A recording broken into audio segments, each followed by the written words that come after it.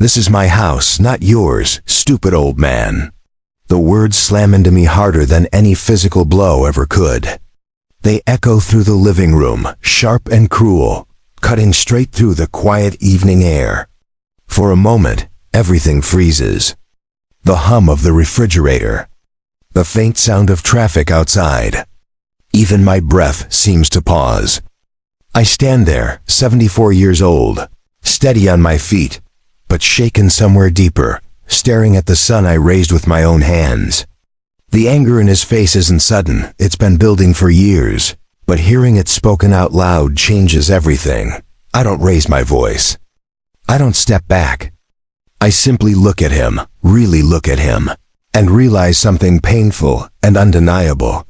This isn't a moment of disrespect born from frustration. This is entitlement. Pure, loud, unfiltered entitlement. The kind that grows quietly over time when boundaries are ignored and gratitude fades. And in that moment, I understand that whatever happens next will define the rest of our lives. The house is silent after his outburst. He's breathing hard, chest rising and falling, fists clenched at his sides. He's taller than me now, stronger, confident in a way that only comes from believing the world owes you something. I've seen that look before, not in him, but in men who confuse opportunity with ownership. I remain still, my hands relaxed, my expression calm. Inside, though, memories rush forward, years of sacrifice, of late nights, of choosing him over myself again and again. This home has been my anchor for decades. Every wall holds a memory. Every corner carries echoes of a family I worked my entire life to protect. I bought this house when my back was stronger and my dreams were simpler. I paid for it with long hours, missed vacations, and a kind of discipline my son never had to learn the hard way. I never reminded him of that. I never needed to. Or so I thought. He paces the room now, muttering under his breath, talking about how things should be his, how I've had my time, how it's unfair that I still get to decide anything. Each word lands heavier than the last. I listen carefully, not just to what he's saying, but to what he believes.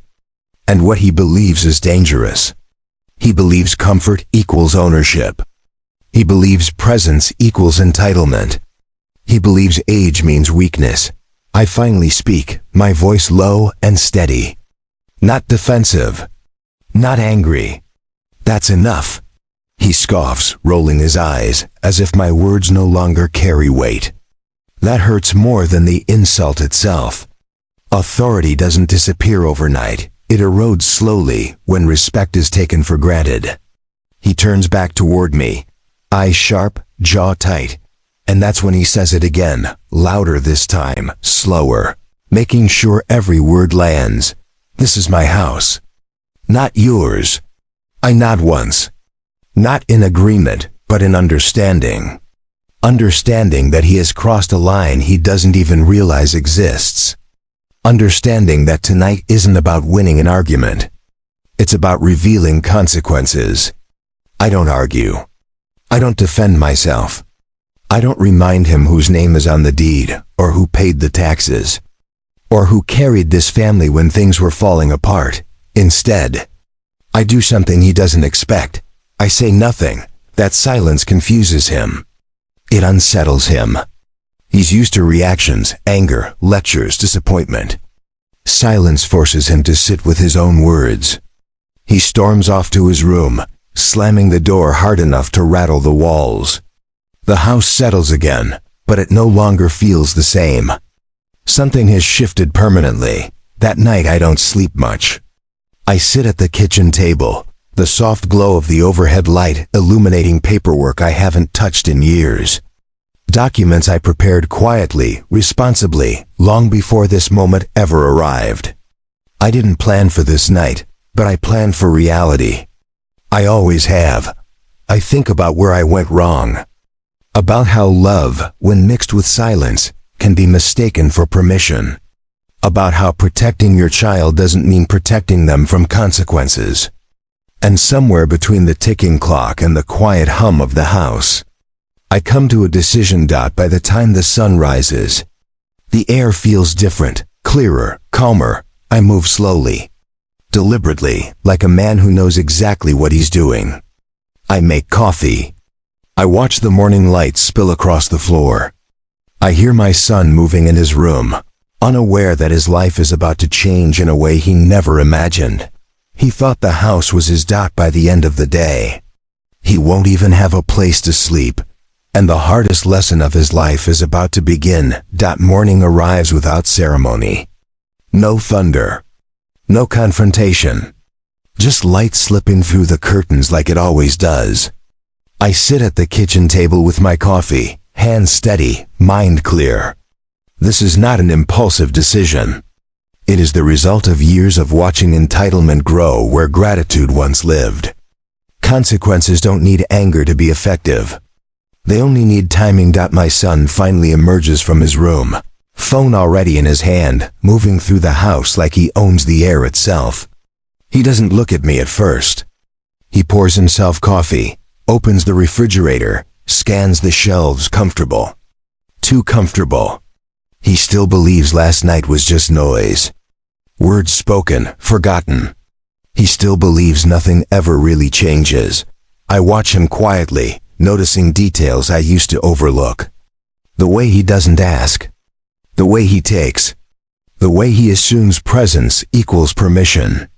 This didn't start last night. Last night was just the moment it revealed itself fully. He finally looks at me, irritation flickering across his face. "You still mad?" he asks, already half smiling, like this is a routine argument we'll both move past. "I'm not mad," I reply calmly. And I mean it. That seems to confuse him more than anger ever would. I slide a folder across the table toward him. He barely glances at it at first, annoyed by the interruption. When he does open it, his expression changes. Slowly, subtly. The confidence drains first. Then the annoyance. Then something closer to disbelief. "What's this?" he asks. "Read it," I say. He flips through the pages. Notices the signatures.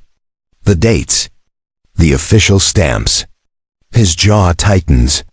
He looks up at me, searching for a joke, for a trick, for something familiar to latch onto. "You can't be serious," he says. "I've never been more serious in my life." I explain calmly. No raised voice. No lecture. The house was transferred months ago into a trust. Not his, not even directly mine anymore. The arrangement was made to protect it from debt, from entitlement, from assumptions. From exactly this moment. He had been living here because I allowed it. Because I believed he still understood respect. His chair scrapes back as he stands. "You did this behind my back?" "No," I answer. "I did it in silence." There's a difference. He starts pacing, anger spilling out now. He talks fast. Too fast. About fairness. About how parents are supposed to support their children. About how I'm overreacting. About how he needs time. I let him speak. People reveal themselves when they believe they're still negotiating power. When he finally stops, breathing hard, I stand up slowly. "You confuse shelter with ownership," I say. "You confused love with obligation. And last night, you crossed a line you can't step back over." He laughs nervously. "So what, you're kicking me out? Over words?" I look at him steadily. "Over belief." That's when reality begins to settle in. His eyes flick around the room, as if searching for confirmation that this is still his space. Still safe. Still guaranteed. But certainty doesn't live here anymore. "You have until noon," I continue calmly. "After that, you'll need to find somewhere else." Silence, real silence. The kind that doesn't argue back. His mouth opens, then closes. For the first time since he was a child, he doesn't know what to say to me. He storms back to his room, slamming doors, making calls, confidence cracking with every unanswered ring. I remain in the kitchen, unmoved. I finish my coffee. I rinse my cup. I don't follow him. I don't check on him. This is not cruelty. This is clarity. By noon, the house is quiet again. His room is empty. The door stands open. The space looks smaller without him, lighter. I walk through it slowly, not with relief, but with acceptance. Parenthood doesn't end when children grow up. But enabling does. Later that afternoon, I receive a message. Short, angry, desperate. He says I went too far. That I embarrassed him. That he has nowhere to go. I read it once. Then I set the phone down. Because some lessons can't be softened. Some truths can't be delayed. And some consequences must be experienced fully before respect can be rebuilt. That night, I sit alone in the living room, listening to the house breathe again. For the first time in years, it feels like mine, not because of ownership, but because of peace. Tomorrow, my son will wake up somewhere unfamiliar, and only then will he begin to understand what those words really cost him. The first night passes without sleep for him. Not for me. I know that without being told. I've lived long enough to recognize the shape of desperation. Morning comes again, quiet and indifferent, and the house feels strangely balanced, like something diseased has finally been removed. I make breakfast out of habit, then realize there's no one else to serve. The silence doesn't feel lonely. It feels honest. By mid-morning, the messages start coming in. Not apologies. Not understanding. Panic. Short bursts of anger mixed with disbelief. He says he stayed on a friend's couch. Then that the friend's girlfriend didn't want him there. Then that another door closed. He talks about how embarrassing this is, how people are judging him, how unfair it feels. Still nothing about respect. Nothing about the words he shouted. Nothing about ownership. Just discomfort. I don't respond. Entitlement always assumes someone will step in eventually. It believes the fall has a safety net. What my son is learning now slowly, painfully, is that adulthood doesn't come with guarantees. It comes with accountability. By afternoon, the situation escalates. I hear from a distant relative. Then a former co-worker of his. Then finally a neighbor. Word travels fast when pride collapses in public. My son is being seen now not as confident or capable, but as someone scrambling, asking questions he never bothered to learn the answers to. Rent prices, shelters, temporary housing. The systems he ignored while living comfortably under my roof now feel cold and unwelcoming. I imagine him standing on a sidewalk, phone pressed to his ear, scanning faces that no longer recognize him as important. That image doesn't bring me satisfaction. It brings clarity. This is what happens when comfort replaces character. When gratitude is mistaken for weakness. When authority is challenged without understanding its foundation. Late that evening, I finally receive a message that isn't angry. It's quiet. He says he tried to rent a room. No credit history strong enough. He tried staying with a co-worker. Didn't last. He says people look at him differently now. He says he didn't realize how much things cost. He says he feels invisible. That word stays with me. Invisible.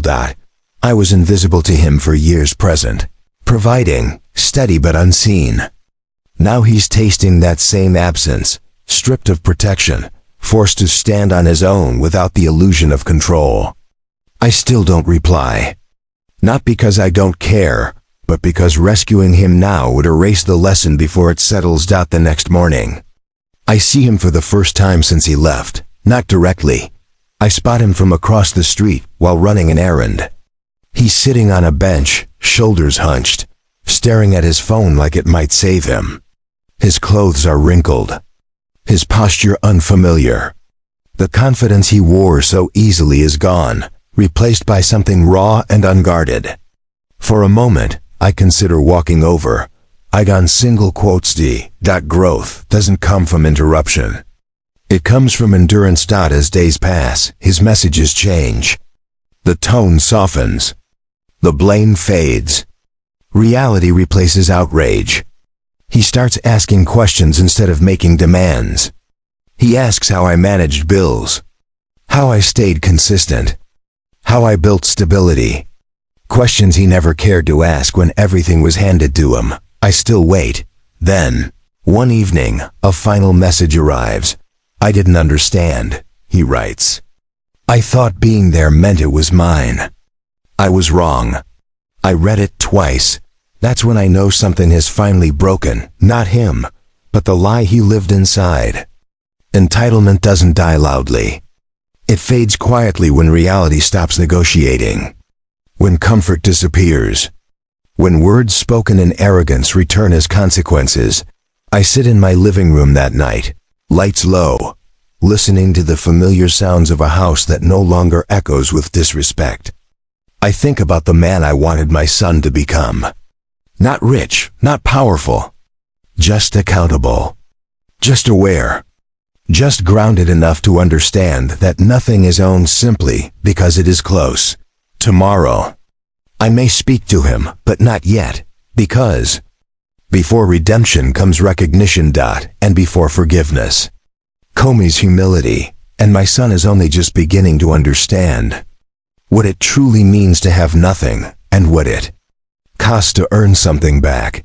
I wake before dawn, as I always do. The house is quiet except for the soft hum of the refrigerator and the faint creak of the floorboards settling. I make coffee and sit at the kitchen table, letting the warmth seep into my hands. I think about the past week, replaying the events in my mind. My son, once so confident, so arrogant, is now stripped bare, facing the consequences of entitlement. I have seen arrogance crumble before, but never so thoroughly, so quietly, so completely. I remember his words from last week. This is my house. Not yours, stupid old man. Each syllable hits me anew. Not as a blow, but as a symptom of a life spent believing comfort replaced respect. He didn't understand that the walls, the roof, the stability I provided were built on decades of sacrifice and responsibility. He believed proximity meant ownership. He believed presence meant permission. And he shouted it at me with pride. Blind to everything I had given him. By mid-morning, he begins to stir. I watch him move through the house, confident as ever, opening cupboards, touching things, assuming the space belongs to him. But I know better. He does not yet understand that this moment, his struggle, is exactly what he needs. Life has a way of teaching lessons we refuse to learn politely. Sometimes it strips everything away so we can see clearly. By afternoon, the consequences begin to take hold. He has no friend willing to keep him. Temporary solutions crumble. Each door closes gently but firmly, teaching a lesson that cannot be delivered with words. I do not intervene. I do not rescue. I have learned that guidance comes too easily if delivered before understanding. He has to feel the absence, the fragility of his assumptions, and the emptiness of entitlement. Only then does comprehension begin. By the second night, desperation creeps in. He calls frantically, rattling off his failures, his rejections, the impossibility of staying anywhere. But I do not rush to fix things. I let the words land, heavy and uncomfortable. They are the same weight that decades of entitlement would have placed upon me if the roles were reversed. I respond only once with calm authority. You have choices. Use them, but face them on your own. My voice is steady, unwavering. No anger, no gloating. Only truth. Days pass. He moves through the city cautiously, learning what it means to survive. Bills, rents, basic human decency. These are things he had ignored when the house gave him security. Each rejection, each closed door, chips away at arrogance. Each setback teaches him humility. Slowly, methodically, he begins to understand that life does not owe him a roof, a bed, or respect. Those things must be earned, maintained, and protected. Weeks later, he approaches the house. He is hesitant, cautious, shoulders low. The confidence that once filled him is replaced by a tentative awareness.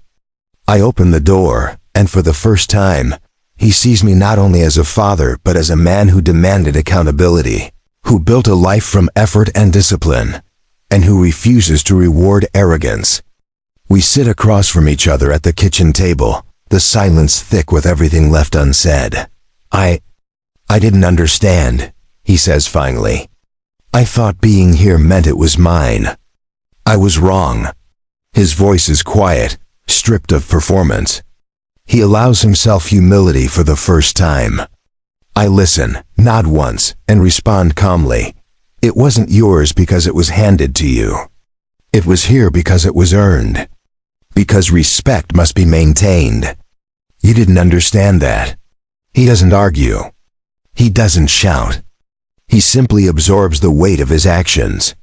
And in that moment, I see the first real recognition of the consequences of entitlement. The lesson he refused to learn when he had everything he thought he wanted.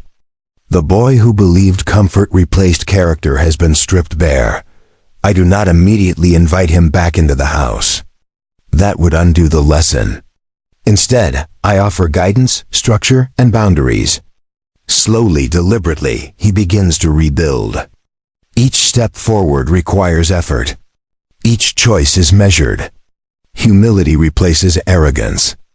Gratitude replaces assumption. Respect begins to grow where entitlement once reigned. Evenings pass in quiet reflection. I sit alone, watching the sunlight fade across the floorboards. I think about all the years I allowed complacency to take root. I think about the lessons I learned too late, and the lessons he is finally learning now. Parenthood, I realize, is not about providing comfort. It is about instilling strength, often by letting someone fail until they see the world as it is, not as they wish it to be. Finally, one evening, I speak to him one last time. You have learned the cost of taking without respect. You have felt what it is to be alone and underestimated. That knowledge is yours now. Use it wisely. He nods, understanding without words. He has lived it. The boy who yelled at me has been replaced by a man who understands accountability, humility, and the value of effort. I sit back, alone once more, the house calm around me. The doors, the windows, the walls all belong to me again, not because of ownership, but because order and respect have been restored. The lesson has been learned. Entitlement has been dismantled. Responsibility has been recognized. And the moral I hope he carries forward is simple. Nothing is owed. Nothing is guaranteed. Respect, gratitude, and humility are earned, often the hard way, and the price of ignoring them is always far greater than imagined. I sip my coffee and watch the moon rise outside, reflecting on a week that changed a life. At 74 years old, I understand that the strongest lessons are often quiet, the deepest impacts invisible until long after they arrive.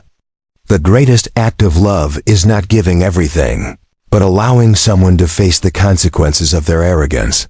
And in that understanding, I finally feel at peace.